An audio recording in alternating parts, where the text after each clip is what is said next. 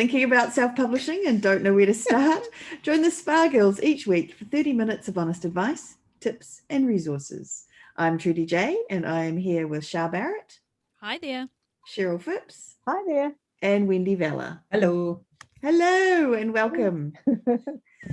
Just us today. Just us. No one else. You just get the Spa Girls. It's been a while. Been a while. We've had some awesome guests though. I have to say I'm not sad about all the guests. Yeah, we've had some amazing guests. Pretty exciting. But today we're on our own and we are talking about embracing change. The change of not having guests, maybe.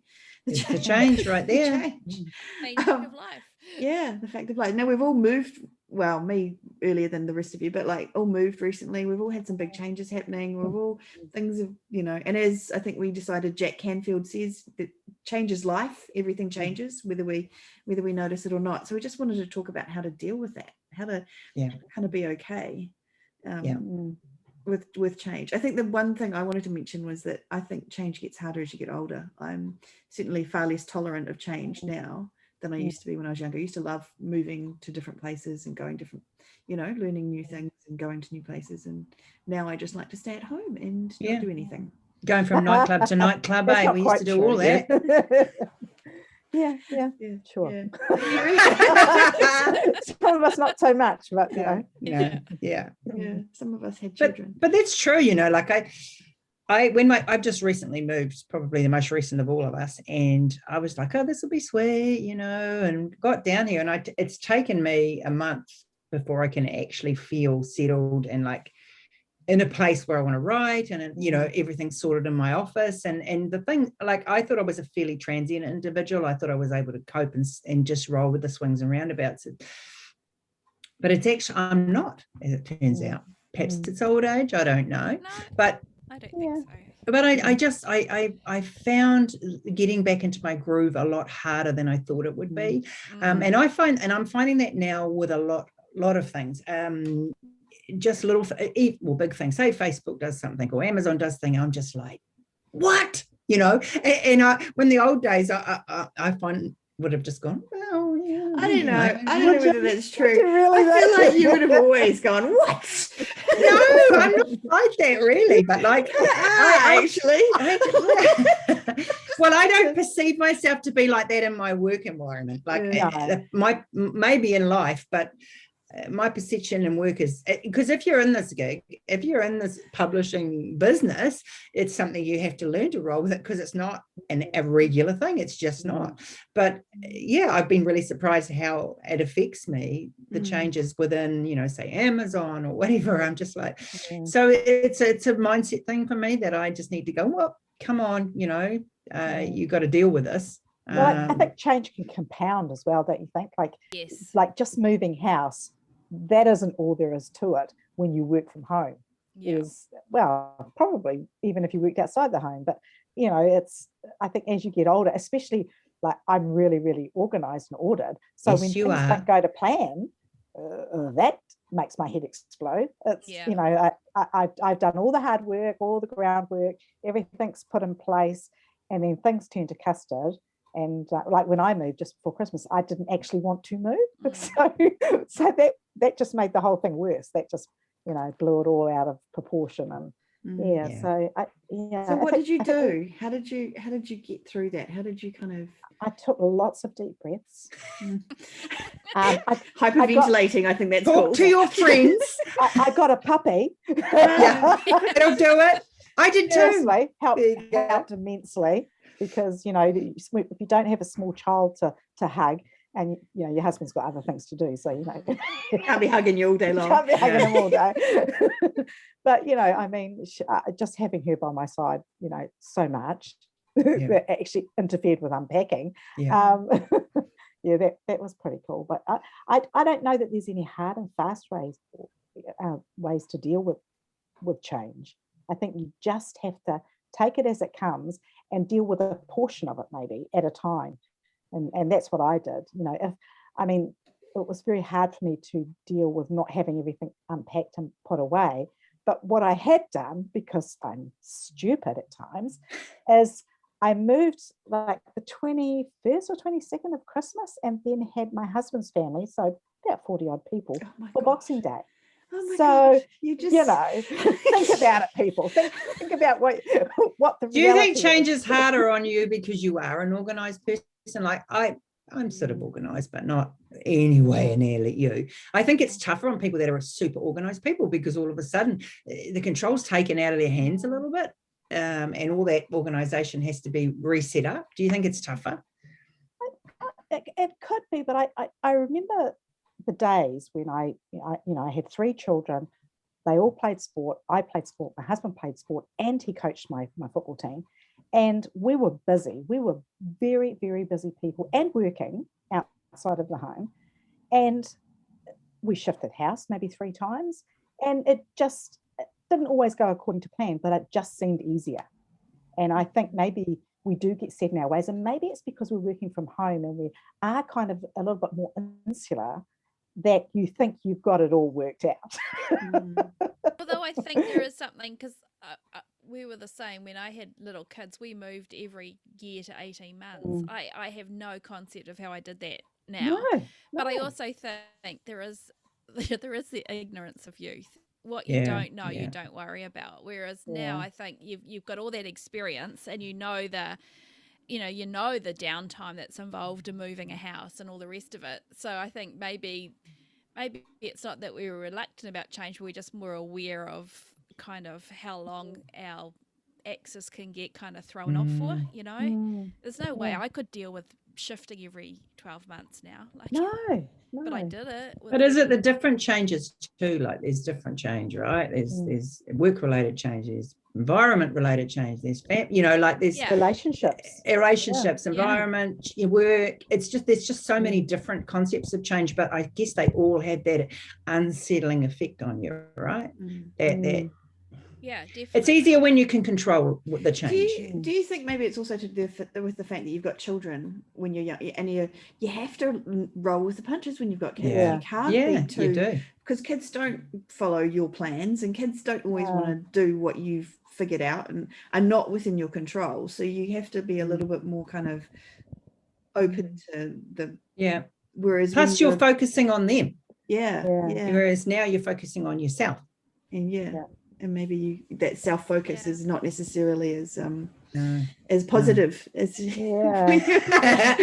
as good as all we'd hoped it to be. Well, our lives are really busy as business people, right? As authors and business people. So I'm not saying that every second counts, but like if you can't write for a day and you have a deadline, that's a pain. That's tough. That can make you kind of a bit antsy, right? We do have a lot of balls in the air. We can't walk away at the end of the day and just go, job done, we're over, we'll just crawl back in the morning, because we're all working from home, doing our own thing. I think all of us have to have so many things on the go at all times. So if our plan for the week changes, then that weekly plan has to be slotted into next week's weekly plan. And, again, it's an adjustment. It snowballs, doesn't it? It does. Deadlines.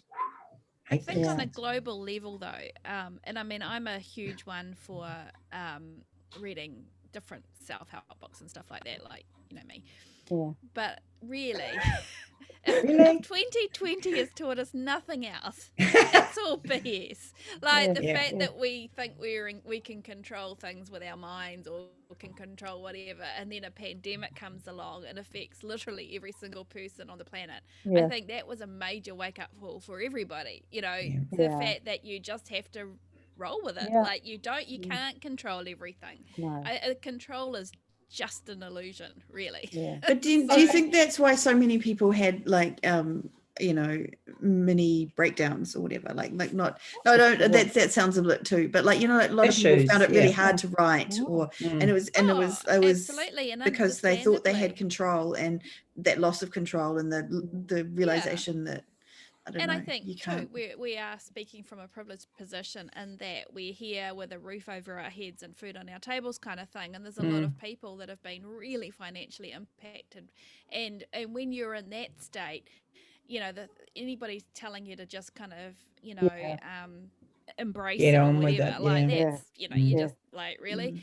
So I think we have to acknowledge that, and what we're talking about is kind of not is not those life-threatening. Those basic needs at Maslow's hierarchy of needs. But just sort of going from about the publishing side of things, like in any business there's change, technology changes, and publishing, the retailers change, how you can advertise changes. It's always going to change. And I think accepting that is probably the first step, maybe, in embracing it. Just accepting it. And knowing that it will get better. Gonna know it all. Ever. No. Like if we're talking about, and I know that you're sort of moving away from this, but talking about moving house, for example, and saying that we could never move every 18 months, it's the fear that's causing you to say that, right? Like you kind of, you've had this past experience. No, it's and not fear, it's past experience that tells but the past experience creates the fear, right? Like so the worry, you're afraid, you become worry, right? Like it creates this anxiety and worry about what might happen if you were to move next time, right? Like that's what you get from it. You know how crappy it was the first time, last time, so you don't want to do it again, or at least that's like, I know for me, that's so I don't want to move again because that was really hard, and that's a big barrier that unsettled I have to overcome. Well, it's an overwhelm, isn't it? So it's that's kind of what's stopping you. So you think about, but the fact that there's change all the time and you can't control that. So what do you do to kind of change that fear, or kind of talk yourself through it, or how do we kind of well, I think fear isn't necessarily a bad thing either. It's what it's why we don't put our hands on the hot stove kind of thing. And so I think it's, for me, for example, moving house isn't about lack of fear. I just know how long it takes to kind of reset everything and recover, and knowing that's a huge amount of downtime. So it's not actually about the unknown, it's about the known, and maybe that's part of the aging. Well, just preparing for it, that takes time, doesn't it? Just like packing and decluttering and organizing. What if it was to go to a better house? Would we do it then? Is it a time versus something else? Nothing's stopping us doing it. It wouldn't make it any easier. Case of I mean, it's a tough one, isn't it? But I think one of the first steps for me is about being able to control the little things, and I think that just regaining that control in a small way, sitting down at my desk and putting my computer on, and I'm in an environment I'm comfortable with. This is what I know. Okay, all around me there's madness and chaos and none of my things, but I've still got my computer out. So I think the way to address things is to just start those small steps towards normality, just little ones, go back to what sitting down and writing. Sitting down and looking at you, isn't it? It is trying to get yourself a little space. I know people at the moment who've still got children at home from schooling, and they literally write in their car because that's the only place that they can go for quiet. So it's kind of. But then there's familiarity, isn't it? That's part of that. You lose that when you have change too. I think a little bit. Yeah. I think putting things in place as well, like when I moved, I could not have my office because it was just full of boxes because we were having people around. So I had to think, if I can't have that, how can I work? Like, where can I work? So everything I needed basically was in my precious little box that I carried from room to room from time to time. And everything was in there. Like I made sure my charger was with my laptop and my microphone for when we were recording, because we still didn't stop doing stuff like that.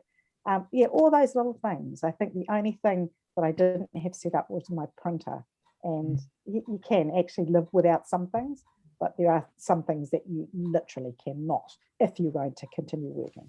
And so just make sure that those things are available. That's putting plans in place, I think. That's a good one. Saved my sanity. I think change makes us a bit vulnerable, to be fair. No one likes to be vulnerable, especially big change. It takes a while to overcome it. Getting all deep and heavy here. But I mean, even little changes that throw you off, I think just being able to deal with those. And even when we say we spin out or when things haven't gone our way, we have a little brain explosion. but we don't stop. No. That is a big key, I think. We've never stopped. We've still met our deadlines or pushed them out a little bit, or, you know, the world doesn't fall apart if you don't do everything when you thought you would. Yeah. I think there's a couple of things in there that I want to pull apart a bit. The first one is the idea that you thought that it was a good idea to have a thing on Boxing Day with 40 people just after you moved. And I kind of think talking about like planning for change and kind of planning in a reasonable way, and not kind of trying to, like, if you'd been at home in your old house, that would have been fine. And I think maybe you were still clinging to the idea that you wanted to stay at home. You didn't want to move. Maybe, and so that's why you did that. So maybe the idea of being a little bit more, I don't know, like accommodating to yourself. Yeah, like kind of conscious of yourself, and cut yourself a break. Cut yourself a break, and know and understand that it's gonna, you know, whatever's changing, like if it's an external thing like moving or something like that, or even if it's Amazon making some change that's gonna create work or effort for you, just kind of going, it's okay, I can work through this, and just finding a, you know, being reasonable with yourself and not kind of having these high expectations of, like, not giving yourself 10 things to do in a day that you can't possibly achieve. Like, don't. It's setting yourself up for failure when you do it. And that's not what planning. You want. It makes vital. It worse, right? Yeah. So that was one point. The other one I have completely lost now on my head. I think good. Planning, it must have been good. Planning is vital, you know, because, okay, for modern age, coming down here, the internet's got to be on straight away, because we need the internet to work, don't we? You know, so that's something. So you've got to plan the change. If something changes here, then you have to adjust here. It's just prioritizing, isn't it? Yeah, I mean, best laid plans, you know. I always wake up on Monday and go, God, this is gonna be a great creative week. I'm gonna just sit my butt in my chair and I'm gonna work. Not so much. Yeah. You know, family, external influences change life. There's so many things that you're not going to be able to control. And it was interesting when you were talking before, Wendy, about gaining the little pieces of control, like the things that you can control. So maybe and maybe we do need to have, like, we're all control freaks because we're writers, and we like, you know, like we control the world, like everybody to behave. We have control over the people in our books, but we don't have control over the people or circumstances in our lives. Sometimes those people in those books don't do what you want, but and so the idea that you can control little things is kind of neat. Like, just you don't have to control the big things, but you know, you can get your computer and you can, hopefully, unless your computer breaks down and that's the change, but you just get it fixed, right? Like you just work through it. The other thing I was going to say is, I remembered, was talking about, so you could have one big change that's like moving or something like that, but it could also be like a series of small changes. And that can kind of compile, you know, compound interest. It's kind of gets worse. The sum of the little changes is worse than the actual individual, what they should add up to. And you get to a point where you're like, oh my God, what the heck? Like, how do you, so, and you look back and go, well, there's nothing really big that's happened, but actually it can be, you know. But I think that's a time, it is for me, when that sort of thing starts to happen. I've got to stop and I've got to think about the change, and I've got to go through my head and go, well, how is this affecting me? Where's this going? You know, and as I've got older, I've started to do that a lot more. Is this affecting me? What is this going to, you know, what impact is it going to have on my life? Well, you know, I do scream and yell a little bit still, but, you know, for the most, I try to, not be quite so reactive. And there's definitely, it's about how you think about it, right? Like, you could look at a situation and go, oh my God, this is terrible, and we're all gonna die. Or you can kind of go, actually, I got this. Like, I do really think there's something to just go, no, I got this. I can make this, I can work through this and make this happen. This does not have to be a disaster. And then you go and talk to your friends and I was going to say friends, you know, like if I think of you four during COVID, when we went into lockdown in New Zealand, which seemed like forever, was only a short period of time, but we talked every day, and that it really helps. You know, it massively helps if you're going through something that is just as change, or as you're struggling to write, or and that you've got to find that person that you can connect with. And I think too, having a bit of a I was going to say bitch and moan, so I'm going to say it anyway. She said bitch. You know, and you compounded it. Oh my God. By saying it. But, you know, like getting it off your chest, I think actually that can be really, really powerful to get it out there, and then let it go, or don't let it drag on. Don't bring everybody into it to feed on it, to make it everybody's issue, and now none of us can do anything about it. It's like, well, here we go, this is it, life sucks right now in this moment. Now what can we do about it, or how can we move forward so that it sucks a little bit less? Because you can't actually fix everything. And someone else can't fix it for you. And the thing is, don't give it to them in the hope that they're going to just take it off you. Give it to them so you can work through it, because you don't want to burden them either. But just so you can work through it together. And I think that's important. And friends do that for you, right? I think we're all in that state last year too, though. All of us were grieving for what was normal, for normality. We wanted normality we wanted life to go back to normal, and obviously it was different no matter where you lived. We were one of the first countries to go into lockdown, and so it was sort of, we were kind of ahead of the curveball a little bit in that, and others seem to be carrying on, and you kind of go through a grief process, because it's the acceptance that, first of all, this is how it is, because it still seems surreal, and no matter what change it is, it can seem like that, particularly if it's a change that you don't do. I think moving house is something usually that you actually proactively want, but having been through a divorce, having been through other shit, which everybody has, when the stuff that you don't want, it's a whole lot different to to finding your feet again. And I think probably I would say the first thing is accepting that this is how it is for now, kind of thing, and trying not to forecast in the future. But and it's the same with the writing biz as well. We can only work with what we've got here now. If everything goes down in flames next week, we can't actually control that.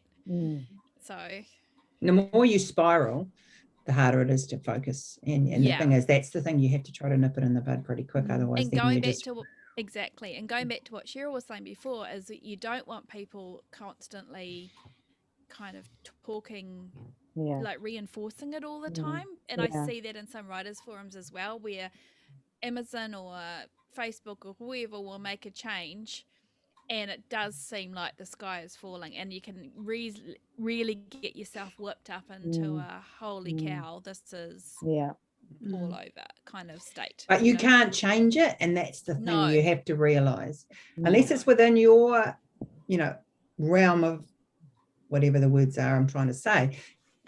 Change, unless you can deal with that change yourself and fix it, you've got to actually learn to live with it.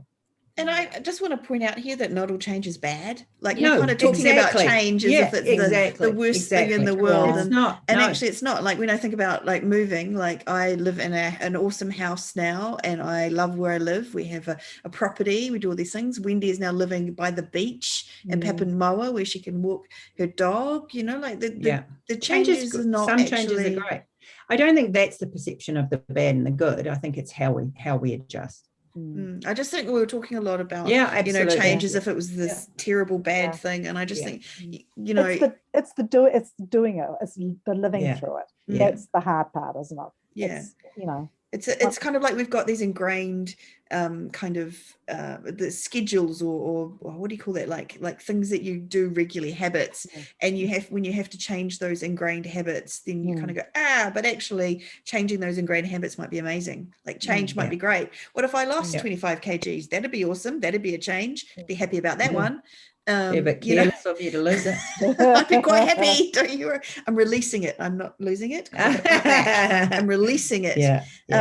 So I just, and the other thing to think of with change is also, what's the opportunity, right? So we oh my God, Amazon's made this terrible change. Oh no, but actually, what's the opportunity here? What's the thing that I could be doing that would keep me ahead of the game and put something in? Or Facebook is being crazy, so what's the opportunity? How can I turn this around and make it work for me? And I don't have the answer to that one precisely, but there is no answer. And we are quite innovative people as writers, right? We can create crazy imaginary worlds. So I feel like we could also be the ones who are looking best able to look for the opportunity in a situation. Yep. best Very able to true. find the cool things about what's happening. And I mean, okay, so worldwide pandemic, COVID, but I mean, there was cool stuff around that as well. Like I got to spend really awesome time with my husband and my daughter. I know people who loved being in lockdown because she got to like almost let go of all the worries. You don't have to worry about going to work, and you didn't have to worry about, and she just got to spend time with her kids. And she was almost sorry when we got out of lockdown and it was all, that was, which sounds crazy. And I know it's not the case for a lot of people, but there's just maybe little things that you kind of look at and go, actually, these are some tiny silver linings to what seems like a kind of a bad thing. So, and in the same vein, it often forces us to learn new things that maybe we're a little reluctant to learn, doesn't it? Push us out of our comfort zone. We talk about Facebook 100%. all the time, but there are so many other ways to advertise. There are heaps of them, and maybe you've tried them and you haven't done very well. Well, something like Facebook going belly up would force you to do that, and you wouldn't like to, you wouldn't maybe want to, but it might not be a bad thing. It could work in your favor. Yeah, it's a really good point, like forcing you to make changes that you don't want to make. Yeah, I like that one. I think just in a general sense, though, from a business perspective, business risk, it's never good relying on one thing to kind of put all your eggs in one basket. I'm not talking necessarily about being exclusive to Amazon. I'm just talking about one method that you use to advertise or promote your books, particularly, or your business. I think it's good to try and think a little bit more broader, because it does put you in a situation of risk, and a lot of good business is about trying to mitigate risk while accepting that there's things that are going to happen and embracing change. But and I mean, goodness me, we've had so many authors on this podcast that have said something's happened and it's not been something great, and it's either made them pivot, or they've had a book rejected from traditional publishers and it's gone on to be their bestseller. There's often good things come out of bumps in the road. So pivot, regroup, move on. It does. It gives us opportunity to be a little bit innovative. Yep. And I love that. I mean, that's and pushes us out of that comfort zone. Well, I mean, look at what digital publishing was going to do. It was going to make us all stop reading, and now there's more people reading than anything, because books are so much more accessible. You can read on your phone. 20 years ago we weren't doing that. No. So, and I mean, even the poorest countries in the world have phones, like more phones than anything else. Exactly. So change is good, people. Change is good, people. So what we're trying to tell you for all this rambling is that change is good. Yeah. Change creates innovation. Change creates opportunity. Change creates new things, growth, all these awesome things. So don't be afraid of change. Change is good. That's what we're saying. The end. Yeah, bye now. Bye now. Done. I mean, and on that note, we are almost at time. Yeah, so is there anything anyone else wants to add about change? And no, I think we've changed it all. We've changed it all. We've said it all. Changed our worlds. I hope we've changed your worlds, those people listening to us today. Where can we be found, Shah? We can be found at spargirlspodcast.com, and that hasn't changed. Bum. But we're on YouTube. That changed. But it'll be okay if it did change, because we'd roll with it. So that was a good change. Yeah. And that came out of COVID. COVID prompted us to start our YouTube channel. That's right. So we did it reluctantly. It wasn't something we wanted to have. We didn't want you to see our faces. No, we didn't want to see our faces. I never rewatched them, but good power to you. It's always scary what they give you, the kind of the auto thumbnail, and it's usually all of us with our eyes closed and our mouths in weird positions. So we don't tend to use those. But hey, you know what? There we are. So if we can embrace change, people. Go for it. Yeah, if we can move on, so can you. All right. Well, thank you all for listening to another episode of the Spa Girls podcast. We had fun today. I hope you had fun too, listening to us ramble. We will be back again next week with another episode. But for now, see you all. Bye. Bye. Bye.